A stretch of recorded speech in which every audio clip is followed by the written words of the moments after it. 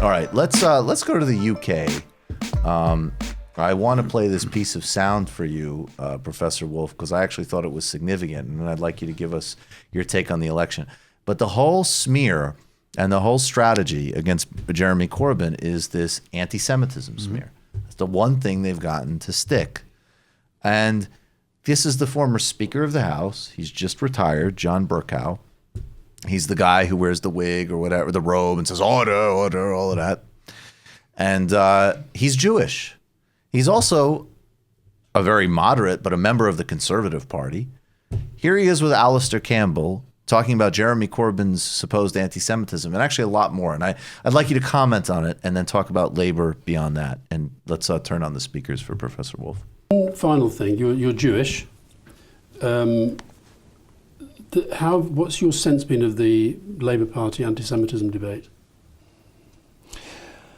I think that racism is a challenge across society, and after decades in which huge advances were made, I think there is a real danger of regression now. Now, I know you didn't ask more widely about racism, but that's my answer on racism. You asked about anti-Semitism. And I think it is a big challenge. I don't want to intrude on the grief of a particular political party. All I would say is that, yes, it's an issue and it needs to be addressed, but I myself have never experienced anti-Semitism from a member of the Labour Party, point one. And point two, though there is a big issue and it has to be addressed, I do not myself believe Jeremy Corbyn is anti-Semitic. That is my honest view. You haven't asked me explicitly, but you've nevertheless drawn me, and I want to make that point. I'm not saying that he doesn't have a challenge in his party. I'm not saying that. It is an issue and it does need to be addressed, and I respect those who are very concerned about it, but I don't believe Jeremy Corbyn is anti-Semitic. I've known him for the 22 years that I've been in Parliament. Even actually when I was a right-winger, we got on pretty well. He was quite a personable individual. Well, you probably voted with him more often than he did with the Labour government. Well, he was certainly a persistent and prolific rebel. He's been very supportive of me. He's been very supportive of me, and I've never detected so much as a whiff of anti-Semitism. Have you ever experienced anti-Semitism outside Parliament? You said you hadn't experienced it from anybody in the Labour Party. What about outside Parliament? Yes. Yes, I have. Like? Well, I remember somebody once saying to me, and I'm not going to say who, somebody once saying to me, you know, if I had my way, people like you, Bercow, wouldn't be in this place. And I said to this individual, when you say people like me, do you mean people like me in the sense that I'm lower class or Jewish? To which he replied, both. That was actually a pretty powerful clip, but I'd like your thoughts on it and Labour in general. Well, on the anti-Semitism, you know, when societies are in decline or threatened, the anxiety can become intense. The fear that things are spinning out of control can become intense. And one refuge people find, there are several, you know, some people drink too much, some people run away to a rural area and hope they will escape the problems, some people use drugs and all of that. But there's another kind of escape, which is to suddenly rediscover some group that you can claim is yours, that you are part of it and it is part of you. And by solidarity with that group, coupled with hostility and denunciation of the other group, you feel safer. You are protecting you. You begin to develop this partisan identification, let's call it. So, for example, I see in the United States that the crushing of the American dream, of the opportunity for millions of Americans to hold on to the little bit of middle-class taste they got in the last 2 or 3 decades of the 20th century, is being taken away from them. And they're right, it is. And that frightens them. And it then becomes an opportunity for right-wing people looking for a political lever to say, you're suffering not because the capitalism is in decline in your part of the world, which is the truth. No, that's an unacceptable idea. It's because you are part of this community that is being unfairly hurt for the benefit of that community, which is other than you. And if you get together with people like yourself, right, you can prevent that. Trumpism. That's right. You can find a savior. You can find a champion. And he will not let you be sacrificed. Somebody has to be sacrificed. You're kind of aware of that. You just don't want it to be you. It's nothing personal against those other people. But then the symbolism, and I'll get to the thing in the anti-Semitism in a minute, but the symbolism, which was really coincidental, that you had a black man as president for 8 years, was the way that enabled Trump and people like him to galvanize the declining anxiety and say, see, they're going to give it to their people at your expense. I will protect you and stick it to them. Right. That's your choice. And so in England, the decline is further along than the United States. England's empire was lost as the Americans rose to replace it.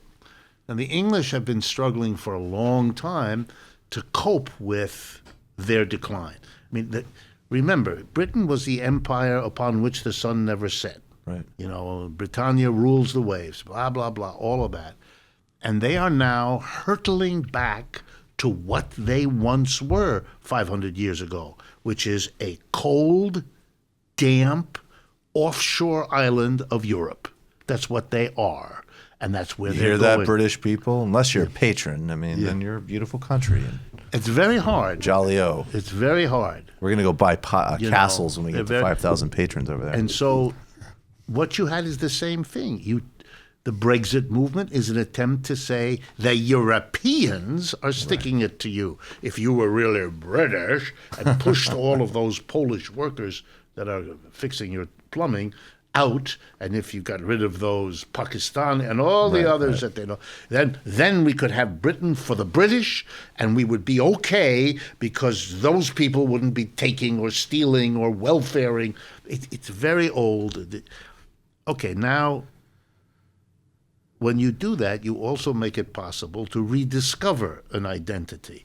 And the identity is not just, we are the British, but all the others that may have at some point played the role of the endangerment coming at us can be revived. Right. Dark-skinned people, foreign people, mainland Europeans, and of course Jews. I mean, of course Jews. So it's a grab bag. Whatever particular history you've had in this part of England or that with some story, you may be more sensitive to that demonization of Jews than you are to Indians or Pakistanis or Europeans or Polish plumbers or whatever it is. And so I agree with the fellow. That's an issue. But it's the symptom. It's not the issue the way he describes it. That's misunderstanding where this comes from and what its causes are. And the solution, therefore, can never be what you're getting, which is appeals to declarations. This is not about declarations, and it's not about appeals. I mean, you do that if you want, but you're not dealing with the problem is if you permit this system to do what it is organized to do, when capitalism left the West, starting in the 1970s, it was done. Way more money can be made in India, China, Brazil, places like that. They are going where the profits are. The workers in China are much cheaper to hire, and it's the fastest growing market for output in the world. For a capitalist enterprise to not take advantage either of the cheaper labor or of the fastest growing market is a capitalist who hasn't read the ABCs of how to be a capitalist. That's not going to happen. So they're gone. They're leaving Europe, they're leaving Japan, they're leaving the United States. And that means capitalism is rising there, and it's over here. It's in decline. And there are two things that happen. Denial, because it's too painful. And there, the British are fantastic. I mean, they've been denying it for a century. I mean, it's very serious. They've had, which I understand. I mean, it's very hard to face that, given the ideas you've had about your Britishness over such a long time. That this is very hard. And the second thing is, you look for scapegoats. You look for people to blame. You do that. But if you don't deal with the economic... Well, is Corbyn the answer to that? And specifically... He could be. Yeah. He could be. Talk about Labour. Yeah.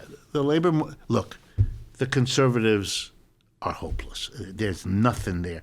What they're doing, and this is very important for Americans to understand, they're taking care, as always happens in capitalism, that as the system goes down, it's the cry, and I only know this in French, sauve qui peut, which in English is translated usually every man for himself. The thing is falling apart.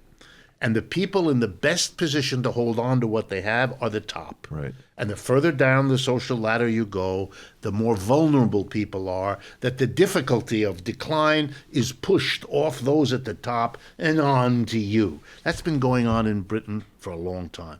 I don't know if you're aware of it, but real wages in England dropped since the crash of 2008. In this country, they're stagnant. In Britain, they dropped 10, 15%. I mean, that unfriggin' believable. You're making the country more unequal. It already was very unequal. This is felt viscerally by millions of British people. They want something. The Conservatives offer them nothing but scapegoats. They offer them the European. If we leave Europe, that doesn't change anything about British capitalism except makes its life harder. Right. And as it gets harder, because the Europeans are going to compete with them rather than work deals out, they're going to push more bitterness on the lower part. So the notion that masses of British people, that can't be explained by any rational calculus about economics, that has to be demonization, scapegoating. The same thing here in the United States. So there is a problem with anti-Semitism because it's just a convenient scapegoating mechanism. Having said that, I think it's disgusting what the effort has been made to use this politically against him by the moderates in his party, the Tony Blair people who sold that party out and who have been defeated soundly by Mr. Corbyn and the hundreds of thousands of young people brought into the Labour Party. They're bitter. They're looking for anything. And they came up with that they don't have the decency not to do that is pathetic on their part, very dangerous. As to Corbyn's program, there again, the problem is, look, he's way better than the Conservatives because at least he talks about radical change to help the mass of people. And that's honest. That's consistent with him and with the Labour Party. I'm particularly taken by his shadow chancellor, John McDonnell, who's very impressive, very serious kind of guy. But I would support them eagerly.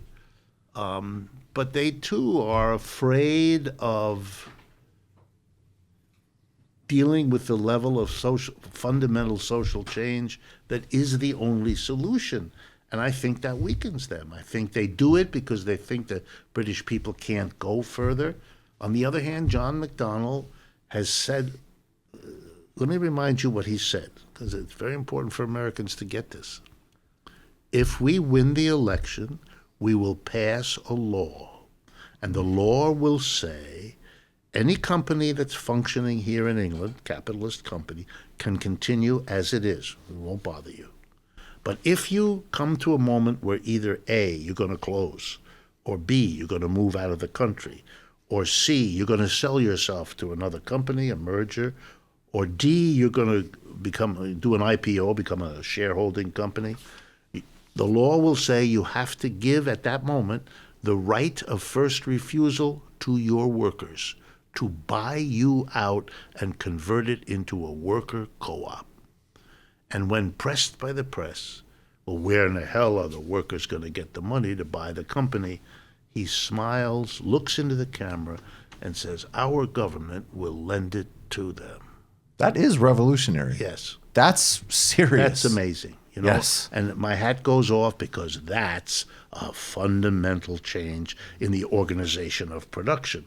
That's what revolution in the old sense always meant, and he's at least talking about it. By comparison, Elizabeth Warren has nothing to say on the subject, and Bernie makes gestures of being interested in co-ops. Well, he has the but they're- workplace democracy plan. Yeah, but which it's gets- very yeah. vague. He even mentions, he got it from Corbyn anyway, or from those people, but he doesn't dare get specific, sharp, and clear the way McDonnell has done. You just watched a Michael Brooks show video. Subscribe to get them all. Why wouldn't you? Don't be foolish. Click subscribe below and become a patron as well. Patreon.com/TMBS. Thanks, everybody.